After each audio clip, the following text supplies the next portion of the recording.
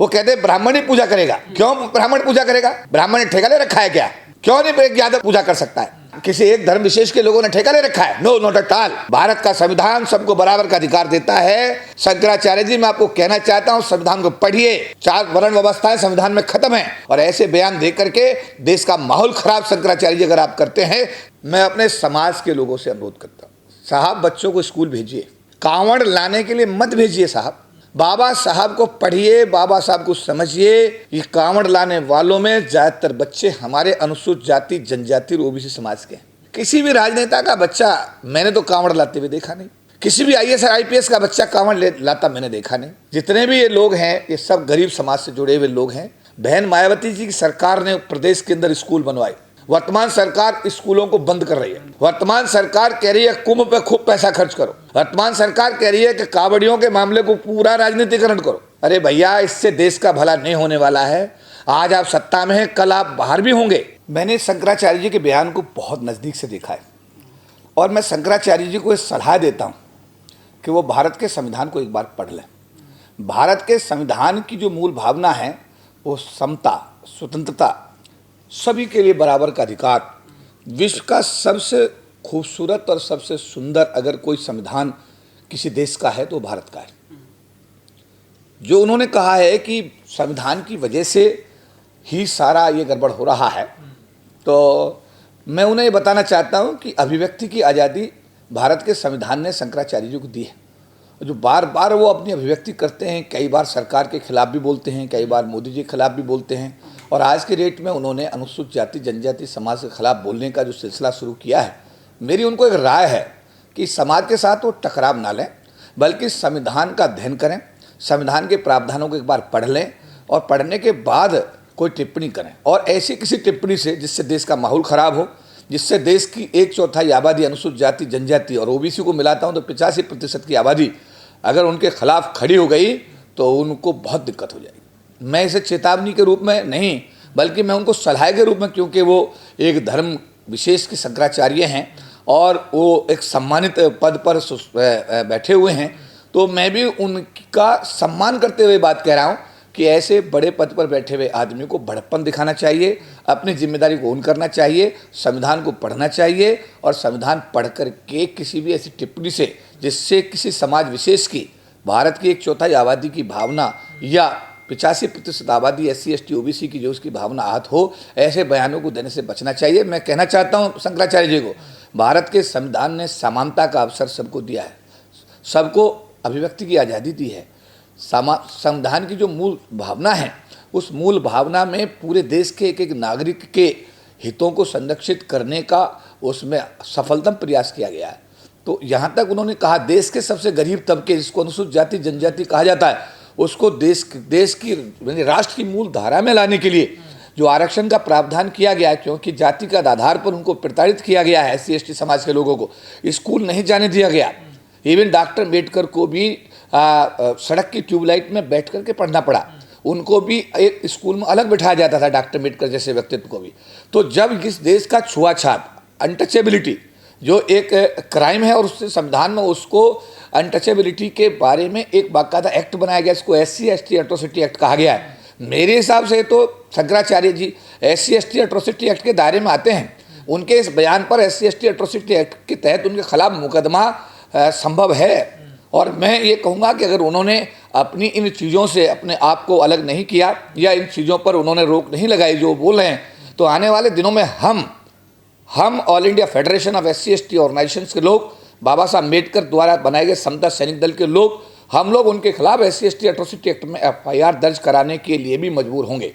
Sir, इससे पहले भी एक बयान इन्होंने दिया था, उसमें ये कहा था कि वर्ण व्यवस्था को अगर हटा दिया जाए तो हिंदू धर्म का अस्तित्व खत्म हो जाता है। सवाल ये है कि 75 साल संविधान लागू हुए हो गए, उसके बावजूद भी इन लोगों के दिमाग से मनुस्मृति नहीं निकल रही है। क्या ये कैसा समाज अभी भी ये जो है वो देखना चाहते हैं? भारत के नहीं, दुनिया के सबसे योग्य व्यक्ति, आज भी दुनिया के पटल पर जब सर्वे हुआ तो दुनिया का सबसे योग्य व्यक्ति आज भी डॉक्टर परम पूज्य बाबा साहब डॉक्टर भीमराव अम्बेडकर ही साबित हुए। और डॉक्टर भीमराव अम्बेडकर ने अपने जीवन में कुछ नहीं लिए, उन्होंने मनुस्मृति को उन्होंने दहन करने का फैसला किया। और जो लोग मनुस्मृति पर अपनी बातचीत रखते हैं या मनुस्मृति को आधार मान करके बात कहते हैं, तो मैं कहूँगा कि चारों वर्ण व्यवस्थाएं भारत के संविधान में प्रतिबंधित हैं। अनटचेबिलिटी भारत के संविधान में प्रतिबंधित है। अगर कोई संविधान का उल्लंघन कर रहा है तो माननीय शंकराचार्य जी कर रहे हैं, और मुकदमा किसी पे दर्ज होना चाहिए तो शंकराचार्य जी पे होना चाहिए। वो भारत के नागरिक हैं, भारत के संविधान के तहत उनका कार्यशैली जो है उनको अंजाम देना चाहिए। और भारत में रह करके भारत के संविधान के प्रदत्त प्रावधानों के खिलाफ वो बोल रहे हैं। अब तो 4 वर्णों की बात करते हैं, वो कहते हैं ब्राह्मण ही पूजा करेगा। क्यों ब्राह्मण पूजा करेगा? ब्राह्मण ने ठेका ले रखा है क्या?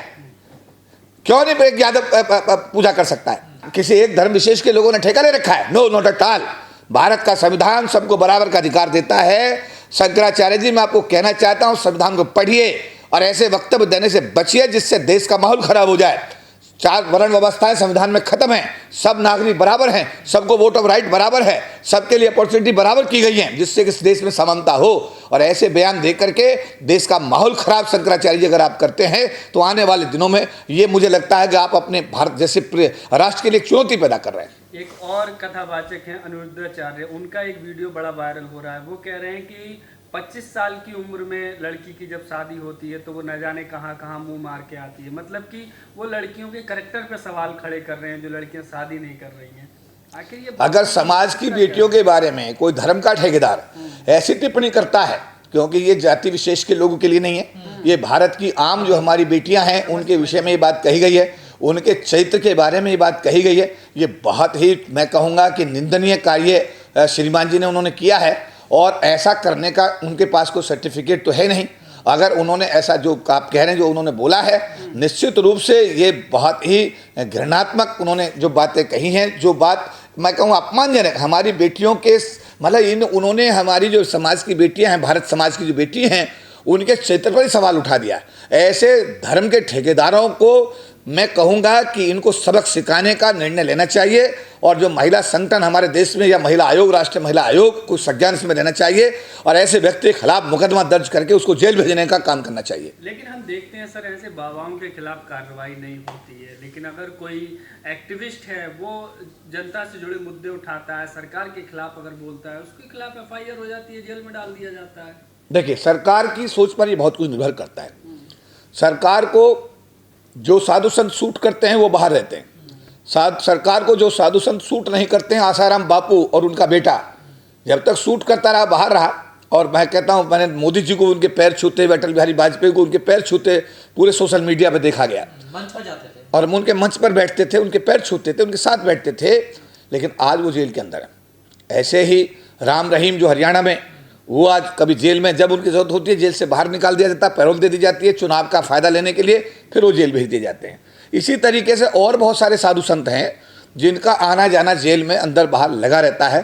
तो ये टोटली राजनीतिक निर्णय है। राजनेताओं को या पॉलिटिकल पार्टीज़ को जब उनकी आवश्यकता होती है उनका इस्तेमाल किया जाता है वोट के लिए, और जब लगता है कि हमें इनकी आवश्यकता नहीं है तो उनको जेल में भेज दिया जाता है। लेकिन जो भी आपका दूसरा सवाल है, जो ये धर्म के ठेकेदार सरकार को सूट करते हैं उनके खिलाफ कोई कार्रवाई नहीं होती, और जो सरकार को सूट नहीं करते हैं उनके लिए जेल का रास्ता सरकार के पास खुला रहता है। इसीलिए जो अभी आपने कहा है कि ये ऐसा नहीं होना चाहिए, सरकार को संवैधानिक जो प्रावधान हैं, जो संविधान में जो प्रावधान दिए गए हैं उनके तहत अगर कहीं कोई दोषी है तो उस दोषी के खिलाफ एक समान मतलब दृष्टिकोण रखते हुए हमें कार्रवाई करनी चाहिए। ऐसा नहीं है कि जो मुझे सूट करता है चाहे वो मर्डर कर दे तो भी ठीक है। अब जैसे पिछले दिनों देखा गया, बहुत सारे सोशल मीडिया पर हम देखते हैं, कल तक जो लोग बेईमान थे, जिनके खिलाफ भ्रष्टाचार के आरोप थे, जिनके खिलाफ चार्जशीट थी, CBI की जांच थी, ED की जांच थी, किसी पर प्रधानमंत्री जी को हमने बोलते हुए देखा कि इसने इतने 1000 करोड़ का घोटाला किया है। अगर हम महाराष्ट्र की बात करें, जो डिप्टी CM है आज की डेट के अंदर, उन पर छगन भुजबल जी, और जो वर्तमान में भी अजित पवार साहब या हेमंत शर्मा साहब, ये वो सब लोग हैं जिनके बारे में प्रधानमंत्री जी ने, BJP के अन्य नेताओं ने बहुत कुछ बोला कि ये लोग इन पर ये है, इनको जेल जाना है, इनके खिलाफ ये करप्शन के चार्जेज हैं, CBI जांच रही है। लेकिन जैसे वो BJP के पास आ जाते हैं, BJP के शरण में आ जाते हैं, पता नहीं क्या फिल्टर है, हमें भी समझ में नहीं आया कि वो सब नेता बिल्कुल ईमानदार हो जाते हैं, उनकी CBI की जांच भी खत्म हो जाती है, ED की जांच भी खत्म हो जाती है। तो ये जो कुछ है ये किसी के हक में जा रहा हो, लेकिन मैं कहूँगा मेरा राष्ट्र है, भारत राष्ट्र, जिसका मैं नागरिक हूँ, ये भारत राष्ट्र के हक में बिल्कुल भी नहीं है, बिल्कुल भी नहीं है, बिल्कुल भी नहीं है। और आज की डेट में एक चीज़ और देखने को मिली, बदले की भावना में कार्रवाई। अब बदले की भावना में कार्रवाई अगर कर रही है सरकार, तो सरकार हमेशा एक तो नहीं, अभी 10 साल मनमोहन सिंह प्रधानमंत्री रहे, अब हमारे मोदी साहब प्रधानमंत्री हैं। आने वाले दिनों में डेमोक्रेटिक कंट्री है, कोई दूसरा आदमी प्रधानमंत्री बन सकता है। अगर दूसरी सरकार आती है तो इस सरकार के कार्यों की समीक्षा करेगा और वो भी यही काम करेगा जो सरकार कर रही है। तो ऐसा है कि हमको संवैधानिक प्रावधानों के तहत जो है अपनी कार्रवाई को सुनिश्चित करना चाहिए। द्वेष में आकर के, बदले की भावना में आकर के संविधान के प्रावधानों को हम उनको खत्म करते हुए अगर कोई कार्रवाई करते हैं तो मुझे लगता है ये न्याय संगत नहीं है और इसके लिए सरकारों को ऐसी कार्यविधि से बचना चाहिए। सर, एक आखिरी सवाल, कांवड़ यात्रा के आप देख रहे होंगे, तमाम वीडियो ऐसे सामने आ रहे हैं कि कई जगह कांवड़िया जो है वो हुड़दंग मचा रहे हैं, मारपीट कर रहे हैं, और वहीं दूसरी तरफ जो है पुलिस प्रशासन के लोग कहीं पैर दबा रहे हैं, कहीं उनके लिए पुड़ी बनाई जा रही हैं। तो ये जो पूरा चल रहा है, कैसे देखते हैं प्रशासन की जो स्थिति है? कि मैं इसको इस तरह देखता हूं कि यहाँ इस देश में धर्म का राजनीतिकरण कर दिया गया। अभी आपने देखा इलाहाबाद वाला, कितना राजनीतिकरण उसमें हुआ। सत्ता पक्ष ने भी विपक्ष ने भी, दोनों ने खूब इसका कह सकते हैं कि जितना राजनीतिकरण हो सकता था उसका राजनीतिकरण किया गया। और कितने दिन तक कुंभ का मेला चलता रहा, राजनीति का केंद्र बिंदु बना रहा, सोशल मीडिया का, मेन स्ट्रीम मीडिया का। अब ये कावड़ आ गया। मैं अपने समाज के लोगों से अनुरोध करता हूँ, साहब बच्चों को स्कूल भेजिए, कावड़ लाने के लिए मत भेजिए साहब। बाबा साहब को पढ़िए, बाबा साहब को समझिए। ये कावड़ लाने वालों में ज़्यादातर बच्चे हमारे अनुसूचित जाति, जनजाति और ओबीसी समाज के हैं। किसी भी राजनेता का बच्चा मैंने तो कांवड़ लाते हुए देखा नहीं। किसी भी आईएएस आईपीएस का बच्चा कांवड़ लाता मैंने देखा नहीं। जितने भी ये लोग हैं ये सब गरीब समाज से जुड़े हुए लोग हैं, ये गरीब समाज के बच्चे हैं। मेरा निवेदन है कि आपका बच्चा कहीं पुलिस केस में फंस जाए, कहीं किसी ऐसी व्यवस्था में आ जाए, कहीं नशे का शिकार हो जाए, और मैं कहता हूं कि आप बाबा साहब को पढ़ेंगे तो आपको ऐसी चीज़ें करने की जरूरत ही नहीं पड़ेगी। तो मेरा निवेदन है अपने समाज के जो माँ बाप हैं उनसे मैं कहना चाहता हूँ, पेरेंट्स से, कि कृपया करके अपने बच्चों को स्कूल भेजिए, स्कूल भेजिए। कोई मदद की बात है हमारे पास आइए, हम आपको मदद करेंगे, हर तरह की मदद हम आपको देंगे। हमारा बारे में जो लोग जानते हैं वो ठीक है, जो नहीं जानते मैं इस टीवी चैनल के माध्यम में कहना चाहता हूँ कि हम जो भी हमारे पास आता है हम उसकी मदद करने की हर संभव कोशिश करते हैं, पर बच्चों को स्कूल जरूर भेजिएगा। अभी दूसरा आपने बोला कि सरकार पैर दबा रही है, पुलिस वाले पैर दबा रहे हैं। देखिए ये सरकार के ऊपर निर्भर करता है। यहाँ मैं बहन मायावती जी की सरकार को कोट करूँगा। बहन मायावती जी की सरकार ने प्रदेश के अंदर स्कूल बनवाए। वर्तमान सरकार स्कूलों को बंद कर रही है।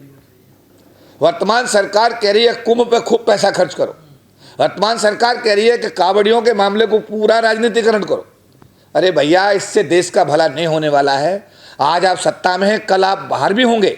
जब बाहर होंगे तो उस कल्पना को भी करिए। आज आपको मौका, भारत के संविधान ने मौका दिया सरकार चलाने का, चाहे केंद्र की सरकार हो चाहे उत्तर प्रदेश सरकार हो, आपको संविधान ने मौका दिया लोगों की सेवा करने के लिए। तो ऐसे कार्य करिए, जनहित वाले कार्य करिए, जिससे कि ओवरऑल मैं कहूँगा कि ओवरऑल भारत राष्ट्र के जो नागरिक हैं उनको एजुकेशन मिले, उनका आर्थिक स्तर सुधार हो, सामाजिक जो भेदभाव है, जातिगत आधार पर जो भेदभाव वो खत्म हो, भारत में सौहार्द का वातावरण पैदा हो, सब लोग भारत विकास के लिए पूरी कर्मठता के साथ काम करें। और भारत दुनिया के पटल पर हम ये कहना चाहेंगे कि भारत आज की डेट में भारत देश की आबादी दुनिया की सबसे बड़ी आबादी है। 145 करोड़ का राष्ट्र आज चीन को 141 करोड़ पर छोड़ चुका है, और सबसे बड़ा मार्केट आज की दुनिया के सामने भारत है। तो इतना बड़ा देश और इतनी बड़ी जितनी बड़ी मैं कहूँगा कि आबादी वाला देश, पहला देश है भारत का।